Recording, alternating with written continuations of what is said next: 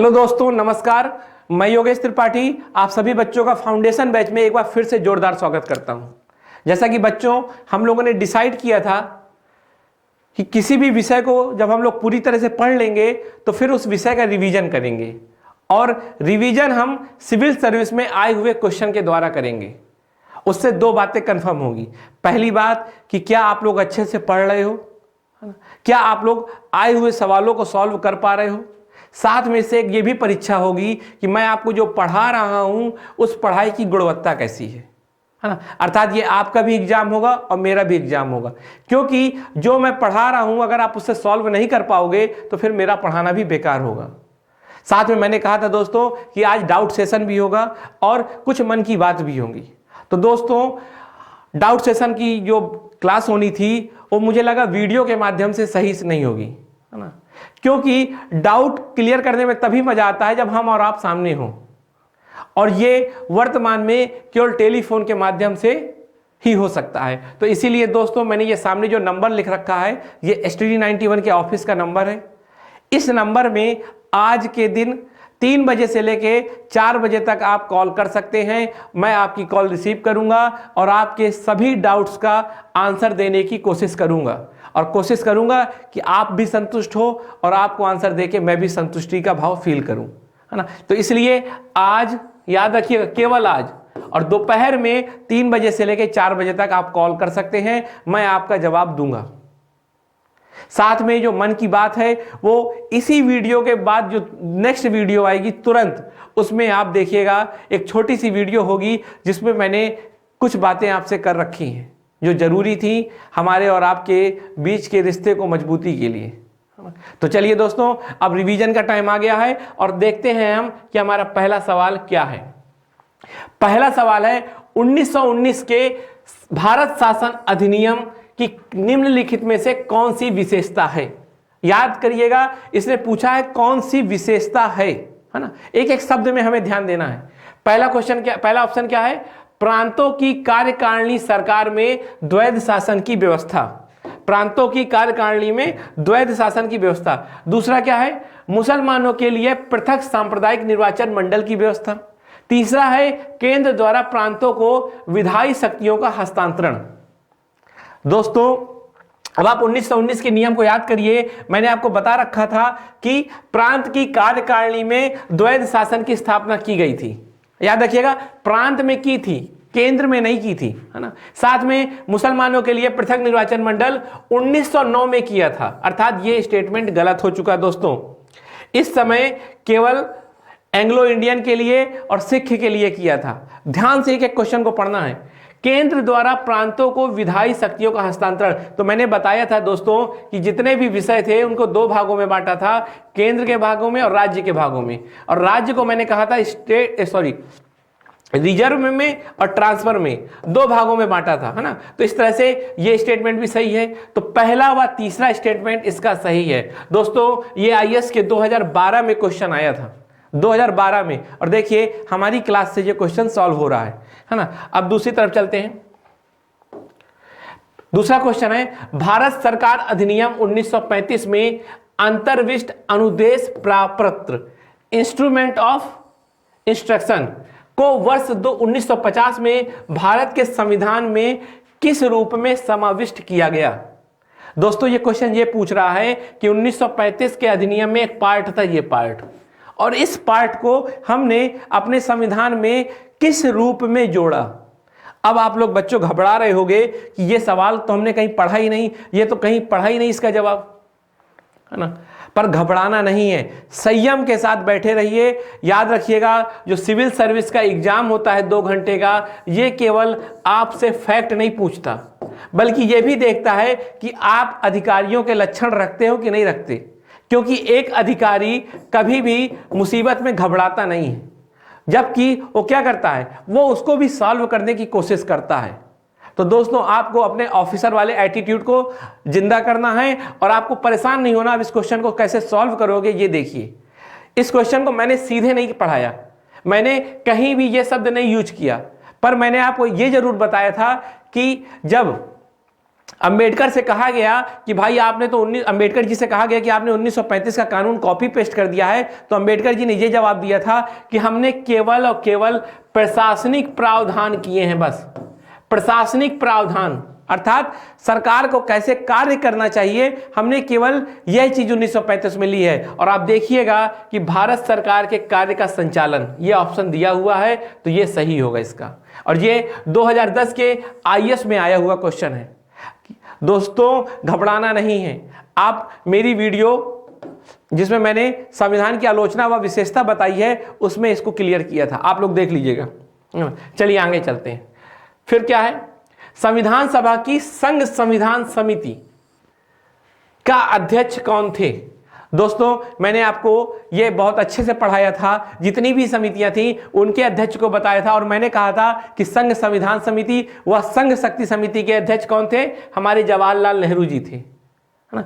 प्रांत के संबंध में जो समिति थी उसके अध्यक्ष सरदार वल्लभ भाई पटेल थे। मैंने कई समितियों का आपको नाम लेके याद कराने की कोशिश की थी। अब चलते हैं दोस्तों नेक्स्ट क्लास में। नेक्स्ट क्लास है कि सूची 1 व सूची 2 को साथ में सुमेलित कीजिए। सूची 1 व सूची 2 को साथ में मिलान करिए। सूची 1 में क्या है? भारतीय संविधान के तत्व, और सूची 2 में है किस देश से लिए गए हैं। तो दोस्तों ये तो बहुत आसान क्वेश्चन है, और ये क्वेश्चन भी 2004 के सिविल सर्विस या आईएएस के एग्जाम में आया था। जैसे राज्य के नीति निर्देशक सिद्धांत आपको पता है दोस्तों, आयरलैंड से लिए गए हैं, तो ए का हो गया 3rd। मूल अधिकार किससे लिए गए हैं दोस्तों? बी है 5, यूएसए से लिए गए हैं ना। संघ राज्य संबंधों की समवर्ती सूची दोस्तों ये ऑस्ट्रेलिया से लिया गया है, तो सी हो गया पहला। भारत राज्यों का संघ है तथा संघ में अधिक शक्ति निहित है, ये कनाडा से लिया गया है, तो डी का दूसरा। दोस्तों इसका भी यही आंसर है, और ये मैंने आप लोगों को ऑलरेडी बहुत अच्छे से पढ़ाया था, है ना। फिर चलते हैं, वर्ष 1946 में गठित अंतरिम कैबिनेट की अध्यक्षता किसने की थी? आपको इसमें पता होगा कि एक ही ऑप्शन है जवाहरलाल नेहरू, ये भी क्लास से है। जब मैंने आपको एक लिस्ट करके बताया था कि अंतिम सरकार और स्वतंत्र मंत्रिमंडल की पहली सरकार, तो मैंने ये बात स्पेसिफिक बताई थी कि नेहरू जी ने अध्यक्षता की थी। और याद रखिएगा जो अंतरिम सरकार थे उस समय जो गवर्नर थे वो लॉर्ड माउंटबेटन थे, और कुछ समय के लिए लॉर्ड वेविल भी थे। ये सब मैंने आपको ऑलरेडी फैक्ट बता रखे हैं। जहां से भी क्वेश्चन बनता है ना दोस्तों, वो अपने आप चीजें महसूस हो जाती हैं। जब मैं आपको पढ़ाता हूं ना, तो इस बात का मैं विशेष ध्यान देता हूं कि कहां से क्वेश्चन बन रहा है। जैसा कि आपको पता है प्रीलिम्स में मुझे बहुत अनुभव है, क्योंकि मैंने आईएएस के 4 प्रीलिम्स, पीसीएस के 4 plus other state civil service के भी मैंने लगभग 3 प्रीलिम्स निकाले हुए हैं। मेरा प्रीलिम्स नहीं रुकता था, वो आपको भी मैं मदद करूंगा कि आपका भी ना रुके, है ना। अब 1946 में बनी अंतरिम सरकार में डॉक्टर राजेंद्र प्रसाद के पास कौन सा विभाग था? दोस्तों मैंने बताया था कि रक्षा विभाग किसके पास था? सरदार जी बलदेव सिंह के पास। मैंने याद कराया था कि सरदार जी से याद रखिएगा, है ना। फिर मैंने बताया था विदेशी मामलों का जवाहरलाल नेहरू जी के पास था। खाद्य एवं कृषि राजेंद्र प्रसाद जी के पास था, तो याद हो गया ये ऑप्शन, है ना। अगला चलते हैं, ना। निम्नलिखित कथनों में विचार करिए। 1935 के भारत सरकार अधिनियम की कुछ विशेषता थी, अर्थात 1935 का जो अधिनियम आया था उसमें क्या क्या विशेषताएं थी? पहला, गवर्नरी प्रांतों में द्वैध शासन की समाप्ति।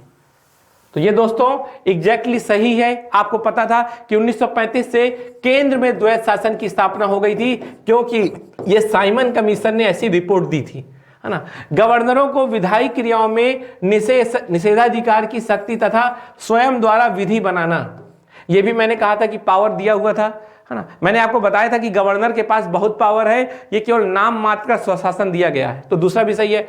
सांप्रदायिक प्रतिनिधित्व के नियम की समाप्ति। तो दोस्तों मैं आपको बता दूं कि 1935 के एक्ट में सांप्रदायिक प्रतिनिधित्व को और बढ़ाया गया था, महिलाओं को भी दे दिया गया था, मजदूरों को भी दे दिया गया था। तो ये स्टेटमेंट इसका गलत है, केवल पहला व दूसरा इसका सही है, तो इसका बी ऑप्शन है। समझ में आया दोस्तों? यहां पर ये गलत लिखा हुआ है तो इसको सुधार कर लीजिएगा। मॉन्टेग्यू चेम्सफोर्ड सुधार की रिपोर्ट किस अधिनियम का आधार बनी? दोस्तों ये सिविल सर्विस में भी और बीपीएससी में क्वेश्चन आया हुआ है, और आपको पता होना चाहिए कि ये 1919 के भारतीय शासन अधिनियम का आधार बनी थी। ये सब बहुत आसान क्वेश्चन है, अब आपको रटे होंगे ये, मुझे उम्मीद है पूरा, है ना। अब निम्नलिखित कथनों में विचार करिए। गवर्नमेंट ऑफ इंडिया एक्ट 1935 ईस्वी में प्रांतीय स्वशासन का उपबंध था, एग्जैक्टली सही है। एक संघीय न्यायालय की स्थापना का उपबंध था, यह भी बिल्कुल सही है। केंद्र में अखिल भारतीय संघ का उपबंध था, यह भी सही है। तो इसका 1 2 3 दोस्तों तीनों सही हैं। पर अगर इसमें इस वाले स्टेटमेंट में एक परिवर्तन कर दिया जाता तो यह गलत हो जाता। जैसे केंद्र में अखिल भारतीय संघ की स्थापना की गई तो गलत हो जाता, क्योंकि मैंने कहा था उपबंध तो था पर कभी ये वास्तविक रूप से नहीं आ पाया, क्योंकि रियासत ने कभी सहयोग नहीं किया। मैंने आपको ये बहुत अच्छे से समझाया था, याद कर लीजिए, आपको सब कुछ याद आ रहा होगा, है ना। चार्टर एक्ट 1833 ईस्वी के निम्न प्रावधानों में से कौन सा एक नहीं था? अब याद रखिए, चार्टर एक्ट 1833 दोस्तों याद करिए क्या था, है ना। 1813 के 20 साल बाद आया था। इसमें क्या था? ईस्ट इंडिया कंपनी के व्यापारिक गतिविधियों पर नियंत्रण, काउंसिल में परम सत्ताधारी के पद नाम को भारत के गवर्नर जनरल के पद नाम पे बदलना। तो आपको मैंने बताया था कि पहला भी सही है, दूसरा भी सही है। काउंसिल के गवर्नर जनरल को विधि कार्यकर्ता की सभी शक्तियां प्रदान करना। गवर्नर जनरल की काउंसिल में विधि सदस्य के रूप में एक भारतीय की नियुक्ति। अब इसमें दोस्तों पूछ रहा है कौन सा प्रावधान नहीं था। याद रखिए इसमें दोस्तों नहीं शब्द लिखा हुआ है। पहला तो सही है, दूसरा भी सही है ना। अब तीसरे में आपको थोड़ी कंफ्यूजन हो रहा होगा, चौथे में भी कंफ्यूजन हो रहा होगा, क्योंकि आपने एग्जैक्ट नहीं पढ़ा होगा। ऐसे आपके मानसिक संतुलन की स्थिति होगी इस समय। पर एक बात मैं आपको बता दूं कि चौथा स्टेटमेंट पढ़िए आप। देखिए ये यूपीएससी का सवाल है दोस्तों, देखने में तो आसान लगता है लेकिन आसान होता नहीं है। चौथा देखिए, गवर्नर जनरल की काउंसिल में विधि सदस्य के रूप में एक भारतीय की नियुक्ति। दोस्तों 1833 में आपको पता होगा कि किसी भी भारतीय को नियुक्ति नहीं दी गई, है ना। यह सब 1909 से हुआ था। तो ये स्टेटमेंट इसका गलत है ना। इसी को कहते हैं एलिमिनेशन मेथड, है ना। तो आप गलत चीजों को कैसे समझेंगे ये आपको जानना होगा। अगला, सूची 1 को सूची 2 के साथ सुमेलित कीजिए और दिए हुए कूट का सही उत्तर दीजिए। भाई, भारत सर की उपनिवेशी सरकार के अधिनियम व प्रावधान, चार्टर एक्ट 1813, है ना, regulating act, act of 1858, Pitt's India act. अब देखिए, भारत में ईस्ट इंडिया कंपनी के कार्यों को पूरी तरह से विनियमित करने के लिए ब्रिटेन के एक बोर्ड ऑफ कंट्रोल की स्थापना। तो पता होना चाहिए दोस्तों ए का डी होगा, क्योंकि मैंने बताया था कि पिट्स इंडिया एक्ट में एक नई संस्था बनाई गई थी, बोर्ड्स ऑफ कंट्रोल, जिसका काम कंपनी के राजनीतिक व सैन्य मामलों में नियंत्रित रखना है। तो दोस्तों ए का डी हो गया। फिर रेगुलेटिंग एक्ट का देखिए इसमें मिलता है। देखिए मैंने आपको कहा था कि कंपनी के निर्देशकों को सभी जानकारी सरकार को देना है। यह 1773 का मैंने आप लोगों को पढ़ाया था। तो बी का हो गया चौथा। अब देखिए इसमें आप समझ जाइए कि ए का दूसरा होगा, है ना। तो बस फिर जो बच रहा होगा उसको आप मिलान कर लेंगे। यह भी बहुत इजी क्वेश्चन है और मैंने आपको ऑलरेडी पढ़ाया हुआ था। भारत के संविधान का प्रारूप तैयार करने के लिए संविधान सभा के सदस्यों को ब्रिटिश संसद द्वारा नामित किया गया। दोस्तों ये गलत है। गवर्नर जनरल द्वारा नामित किया, यह भी गलत है। विभिन्न प्रांतों की विधानसभा के द्वारा चुना गया, यह भी सही है। भारतीय राष्ट्रीय कांग्रेस और मुस्लिम लीग द्वारा, गलत, है ना। मैंने आपको बताया था जो हमारी संविधान सभा बनी थी उस संविधान सभा में 2 तरह से लोग आए थे। एक तो विधानसभा के द्वारा निर्वाचित और दूसरा रियासत के प्रमुख द्वारा मनोनीत। तभी मैंने इसको कहा था कि यह आंशिक रूप से निर्वाचित है, आंशिक रूप से मनोनीत है। इसको मैंने 3 या 4 बार आपको पढ़ाया था, क्योंकि मुझे उम्मीद थी इससे क्वेश्चन बनेगा। और देखिए ये आईएएस में 2002 में क्वेश्चन आया हुआ था। मुझे बड़ी खुशी हो रही है जब मैं आपको पढ़ा रहा हूं आज कि मेरे पढ़ाए हुए लेक्चर से क्वेश्चन आ रहे हैं। दूसरा, 1935 ईस्वी के भारत सरकार अधिनियम की कौन सी विशिष्ट युक्ति नहीं है? 1935 का दोस्तों अधिनियम बहुत इंपॉर्टेंट है, अब इसको याद करिए। केंद्र के साथ ही राज्यों में द्वैध शासन ये नहीं था। मैंने बताया था 1935 के अधिनियम में केंद्र में तो द्वैध शासन था पर राज्यों में नहीं। पहला स्टेटमेंट गलत। द्विसदनीय विधानमंडल सही, प्रांतीय स्वायत्ता सही, एक अखिल भारतीय संघ सही। तो यही स्टेटमेंट इसका गलत है। अब पूछा इसने क्या है, जो नहीं था, तो आपको इसका आंसर पता होगा। दोस्तों मैं जल्दी जल्दी कर रहा हूं क्योंकि इतने आसान क्वेश्चन है, या मैं ये कहूं कि मैंने आपको पढ़ा लिया तो मैं दावे के साथ कह सकता हूं कि आपको ये सब आता होगा। चलिए, निम्नलिखित में से किस एक अधिनियम ने भारत में संघीय शासन की व्यवस्था की? संघीय शासन की व्यवस्था किसने की थी? 1935 ने। आपको बार बार यही बोलना है कि एक संघ की स्थापना करने की बात कही गई थी पर वास्तविक रूप से हुआ नहीं था, इस बात को याद रखिएगा। फिर क्वेश्चन क्या है? निम्नलिखित में से किस भारत के लिए संविधान सभा के गठन का विचार दिया था? याद करिए कि निम्नलिखित में से किसने भारत के लिए संविधान सभा के गठन का विचार किया था? तो साइमन कमीशन ने किया था क्या? साइमन कमीशन ने तो नहीं किया था, है ना। राजाजी फार्मूला ने नहीं किया था और वेवेल योजना ने भी नहीं किया था। कैबिनेट मिशन ने किया था। मैंने आपको बताया था कि कैबिनेट मिशन का उद्देश्य क्या था। इटली सरकार ने जब सोचा कि अब हमको छोड़ना ही है तो वहां एक अंतरिम सरकार बनवाइए और वहां पर एक संविधान सभा बनाइए, है ना। 1946 में यह सभा आई थी। मैंने इसके बारे में सब कुछ बताया था कि मई में आई। राजाजी फार्मूला का संबंध, ये राजगोपाल चारे जी थे, इन्होंने पहली बार भारत और पाकिस्तान के बंटवारे की एक बात की थी, है ना। इसको जब आप अच्छे से पढ़ोगे तो समझोगे कि इन्होंने कुछ ऐसी स्थिति बनाने की कोशिश की थी जिससे शांतिपूर्वक भारत और पाकिस्तान का विवाद शांत हो जाए, है ना। आगे चलते हैं। द्वैध शासन प्रणाली भारत में क्रियान्वित रही तो आपको पता होगा 1919 से 1935 तक रही। इसमें ऑप्शन क्या देखना है ना, ये है 1919, 1921, 1919, 1928, 1921, 1937। दोस्तों अप्रॉक्स है क्योंकि 1919 का जो अधिनियम बना था ना उसका क्रियान्वयन होता है 1921 में, है ना। और 1935 का जो अधिनियम बना था उसका क्रियान्वयन होता है 1937 में। तो ये आपको याद रखना है, ठीक। दोनों तरीके से क्वेश्चन पूछा जा सकता है। आगे चलते हैं। भारत में द्वैध शासन प्रारंभ किया गया कहां है? 1919, ये है, ठीक है। तो ये एग्जैक्ट है। मॉन्टेग्यू चेम्सफोर्ड सुधार। मैंने बताया था ना कि द्वैध शासन क्या था दोस्तों। मैंने बताया था कि पहले तो सब्जेक्ट को दो भागों में बांटा गया, एक तो केंद्र के और दूसरा राज्य के। राज्य के सब्जेक्ट को भी दो भागों में बांटा था, ट्रांसफर और रिजर्व। ट्रांसफर शब्द जो विषय थे, है ना, जैसे शिक्षा, कृषि, तो इन विषय में गवर्नर नियुक्त किए गए मंत्रियों की सहायता से काम करता था, जबकि रिजर्व में जो गवर्नर था वो एग्जीक्यूटिव काउंसिल के मदद से काम करता था। इसीलिए इसको द्वैध शासन कहा कि गवर्नर देखिए दो तरह से शासन कर रहा है, अर्थात प्रांत में द्वैध शासन। इसको हम लोग, इसके जनक थे लियोनिल कार्टिस। कौन थे? Lionel Curtis. याद रखिएगा ये भी अगर कभी पूछे कि द्वैध शासन व्यवस्था के जनक कौन थे, है ना, तो आपको ये भी याद है।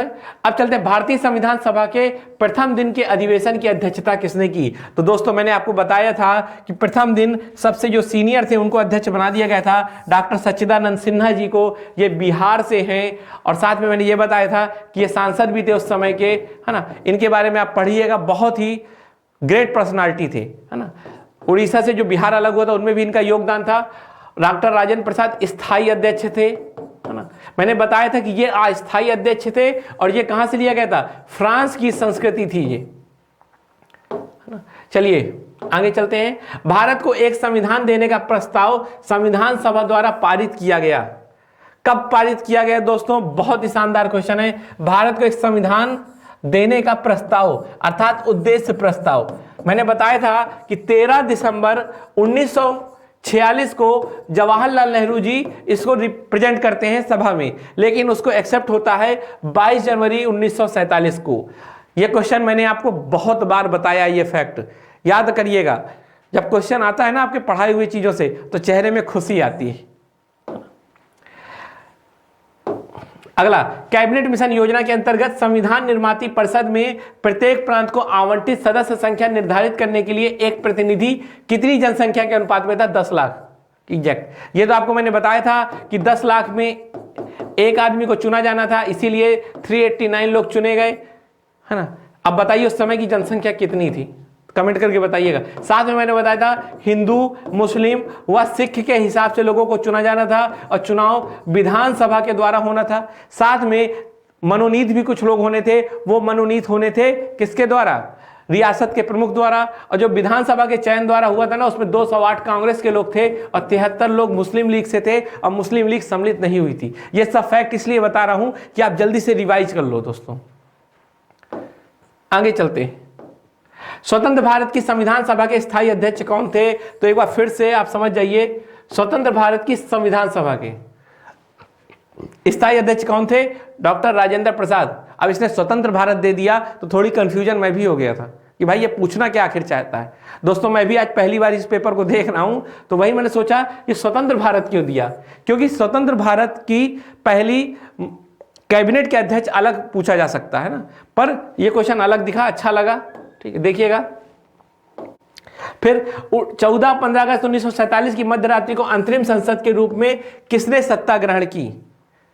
बताइए दोस्तों, ये पूछ रहा है कि जब हमारा देश आजाद हुआ तो उसके बाद संसद कौन बना? मैंने बार बार बताया था कि संविधान सभा ही हमारा संसद के रूप में काम किया था और जीवी मावलंकर इसके अध्यक्ष बनाए गए थे। मैंने आपको बताया था कि जब संविधान सभा के तौर पे काम करती थी तो डॉक्टर राजेंद्र प्रसाद अध्यक्ष होते थे, पर जब संविधान सभा संसद के तौर पे काम करती थी तो जीवी मावलंकर उसके अध्यक्ष होते थे और उस समय के लिए 1935 के एक्ट के हिसाब से काम करते थे। यह क्वेश्चन भविष्य में पूछा जा सकता है, आप उसको समझ लीजिएगा। स्वतंत्र भारत के प्रथम भारतीय गवर्नर जनरल कौन थे? देखिए, स्वतंत्र भारत के प्रथम भारतीय गवर्नर जनरल कौन थे? सी राजगोपालाचारी। आपको पता होना चाहिए 1947 में जब देश आजाद होता है 15 अगस्त को, तो उस समय लॉर्ड माउंटबेटन ही हमारे गवर्नर जनरल रहते हैं, है ना, और पाकिस्तान के बनते हैं मोहम्मद अली जिन्ना। क्लियर? और लॉर्ड माउंटबेटन के बाद सी राजगोपालाचारी अपने नए गवर्नर जनरल बनते हैं। और फिर इसके बाद आपको पता ही है कि हम क्या कर लेते हैं, हम अपने संविधान को स्वीकार कर लेते हैं और हमारे राष्ट्रपति जी आ जाते हैं। राजगोपालाचारी या गवर्नर जनरल का पद समाप्त हो जाता है। 2 साल तक हम लोग एक अंतरिम व्यवस्था में थे, एक संक्रमणकालीन व्यवस्था में थे, है ना। एक प्रकार से आजाद भी हो चुके थे, पर अभी पूरी तरीके से आजाद नहीं थे। इस बात को समझाने में टाइम लगेगा, वो मैं कभी और बताऊंगा आपको। बस इतना याद रखिएगा कि सी राजगोपालाचारी हमारे अंतिम गवर्नर जनरल व प्रथम भारतीय गवर्नर जनरल थे। स्वतंत्र भारत का अंतिम गवर्नर जनरल कौन था? सी राजगोपालाचारी। अगर पूछा जाएगा स्वतंत्र भारत का स्वतंत्र भारत का अंतिम ब्रिटिश गवर्नर जनरल कौन था, तो लॉर्ड माउंटबेटन। बिल्कुल एग्जैक्ट याद रखिएगा, है ना। स्वतंत्र भारत का प्रथम गवर्नर जनरल, यही क्वेश्चन बार बार पूछा है क्या एमपीपीसीएस में, है ना। C Rajagopalachari, Warren Hasting, Dalhousie, Lord Mountbatten. तो दोस्तों स्वतंत्र भारत का प्रथम गवर्नर जनरल कौन था? Lord Mountbatten. क्योंकि जब 15 अगस्त 1947 को देश आजाद हुआ तो लॉर्ड माउंटबेटन ही उस समय के गवर्नर जनरल थे, है ना। तो फिर यही बन गए होंगे। इनके पहले लॉर्ड वेवेल थे, लॉर्ड वेवेल के पहले लॉर्ड लिनलिथगो थे, याद रखिएगा। अगला, निम्नलिखित संविधान की अवधारणा में सर्वप्रथम कहां जन्म लिया? लिखित संविधान की अवधारणा ने सर्वप्रथम कहां जन्म लिया? यह क्वेश्चन थोड़ी बहुत विवाद पैदा करता है, क्योंकि कई किताबें कुछ कहती हैं, कई किताबें कुछ, है ना। सामान्यतः यह माना जाता है कि यूएसए में पहली बार लिखित संविधान आया।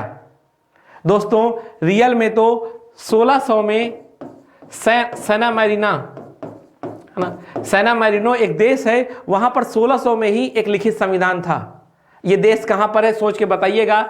इटली के पास है, मैं आपको जानकारी के लिए बता दूं। वहां 1600 में एक संविधान लिख लिया गया था, पर वो कई बुक में संविधान लिखा गया था, 6 बुक में, है ना। तो उसको लोग संविधान नहीं मानते, कहते हैं कि पहला व्यवस्थित व आधुनिक संविधान यूएसए ने लिखा था, इसीलिए इसको माना जाता है ना।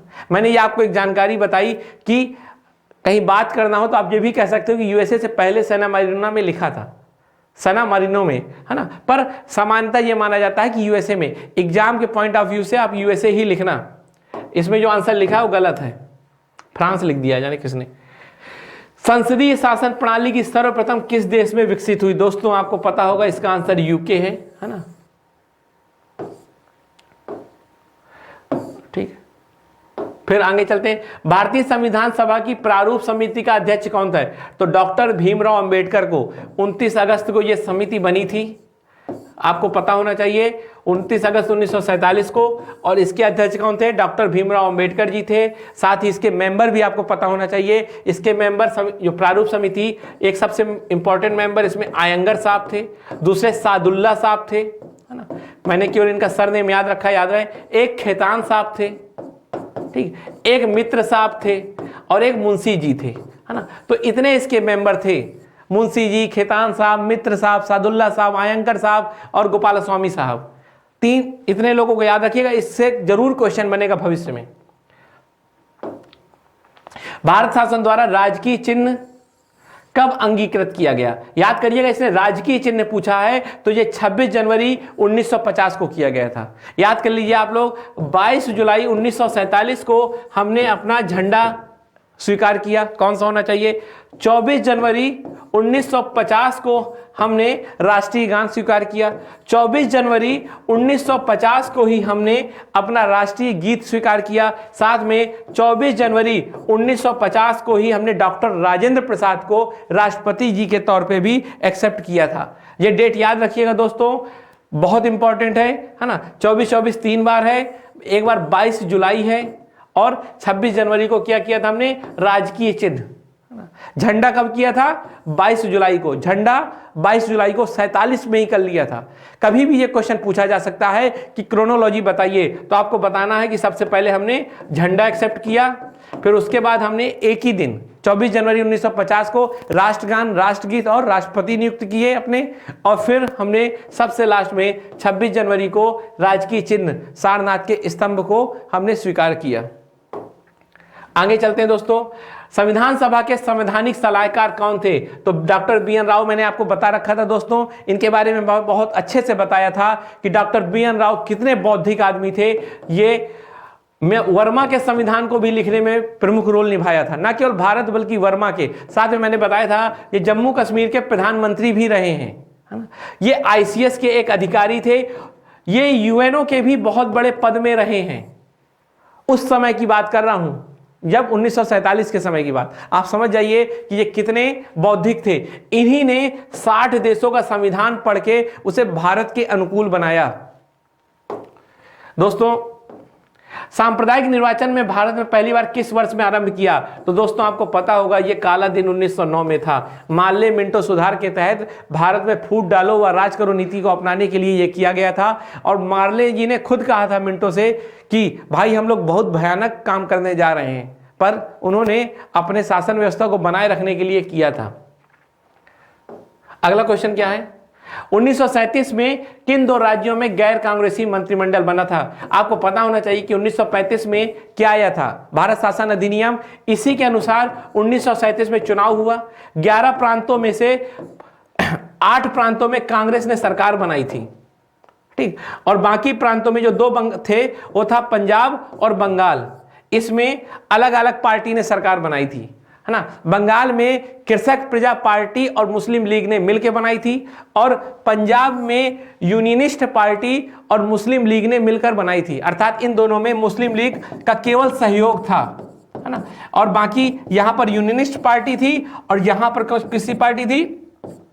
कृषक प्रजा पार्टी फजलुल हक की थी, है ना। ये अफसर सिंह की पार्टी थी। यूनियनिस्ट पार्टी किसकी थी? अफसर सिंह थे, अफसर सिंह थे। जब आप पढ़ोगे किताब को तो सब आपको मिलेगा, बस मैं इसलिए बोल रहा हूं कि ये चीजें आपको रिवीजन हो जाएं। तो बंगाल व पंजाब में कांग्रेस की सरकार नहीं बनी थी, बाकी 8 प्रांत में बनी थी। याद कर लीजिएगा कि 711 सीटें तो कौन जीता था? कांग्रेस। और 107 या 8 सीटें जीती थी मुस्लिम लीग। अर्थात मुस्लिम लीग की बहुत बुरी हार हुई थी। मुस्लिम लीग 1935 के जो अधिनियम के आधार पर 37 में चुनाव हुआ था ना, उसमें बहुत बुरी तरह से हारी थी। तभी जिन्ना झल्ला गए थे और फिर उन्होंने मुस्लिम वर्ग में जहर उगलना चालू कर दिया था। निम्न किसमें से किस एक्ट के द्वारा भारत के गवर्नर जनरल को अध्यादेश जारी करने की शक्ति प्राप्त हुई? अर्थात किसके तहत गवर्नर जनरल को बहुत पावरफुल बना दिया गया होगा? आपको पता होना चाहिए कि 1857 में क्रांति होती है, तो क्रांति के बाद ही गवर्नर जनरल को क्या किया होगा? ताकतवर बनाया होगा ताकि वो नियंत्रण कर सके। तो इंडियन काउंसिल एक्ट 1861, ये मैंने आपको पढ़ाया था जब 1861 को समझाया था। निम्नलिखित में से किस अधिनियम के तहत लॉर्ड कॉर्नवालिस को अपनी काउंसिल के फैसले रद्द करने का अधिकार मिला था? 1786 एक्ट। सॉरी, ये मैंने आपको नहीं पढ़ाया था, क्योंकि 1786 एक्ट केवल एक एक्ट है जिसमें 1-2 प्रावधान है, आप लोग देख लीजिएगा, है ना।